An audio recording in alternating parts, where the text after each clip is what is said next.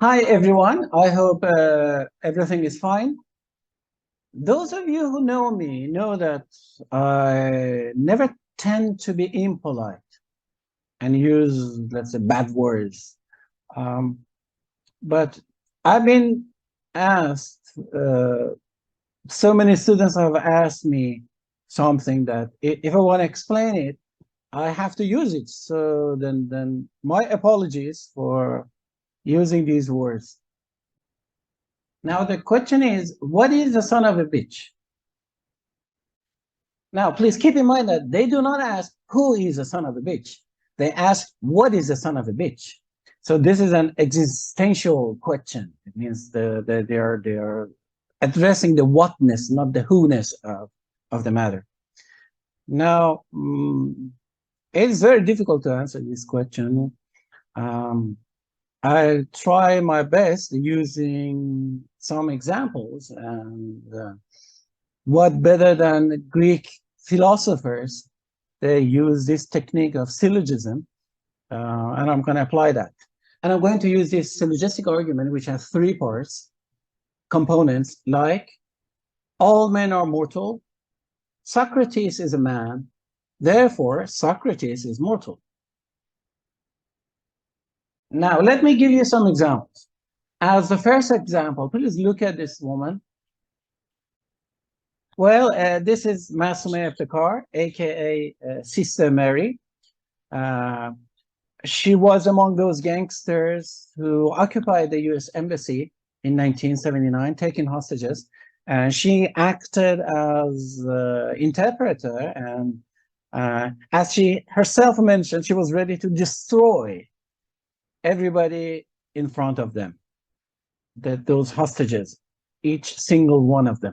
Ever since that time, she has had a very good life, luxurious life, and she's been in important positions. For instance, she was vice president of the former president, and many other positions she had. Now, the thing is, down with the USA never left her tongue.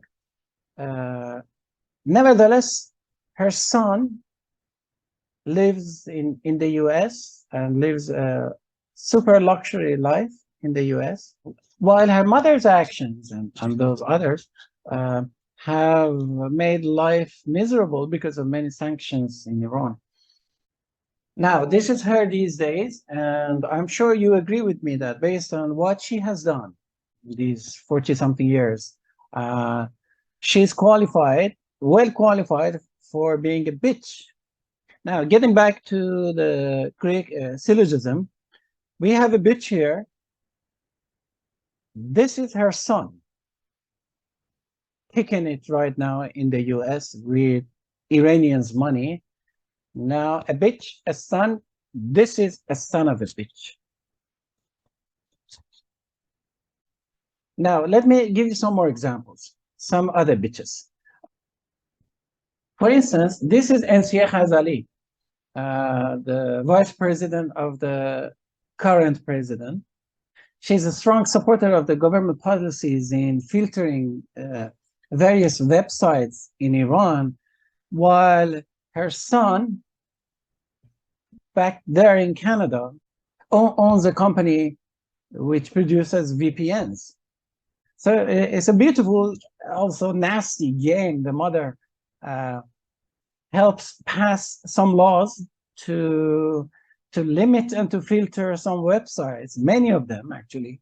And then the son, some other place, has a luxury life and makes the VPNs, makes the corresponding VPNs, smuggles them into the country, and both make a lot of money. And this is not where it stops. She has approved the police brutality in raping girls who are demonstrating for women life freedom in Iran. She even canonizes their filthy acts and said the police has divine responsibility to do that. Now, if you agree with me, this qualifies her as a bitch. So we have the bitch, we have the son, hence son of a bitch. On another note, I would like to draw your attention here that this attribute of bitchness is not a gender-bound quality. What I mean is that the bitch is not necessarily a female thing. For instance, this male creature used to be Iranian foreign minister, and at present he's the advisor of the supreme leader. He has recommended all people of Iran to wear rags and live on stale bread, while his own offspring are kicking it in different neighboring countries and doing construction projects. They are not wearing rags. Their attire is not rags, or their food is not stale bread, for sure. So it's quite conceivable that you can also call him a bitch. Also, this walrus from Lebanon has occasionally insulted Iranian people and their culture while receiving suitcases of American dollars from some other Iranian bitches. Whoever is his offspring can be called a son of a bitch. And the story does not end here.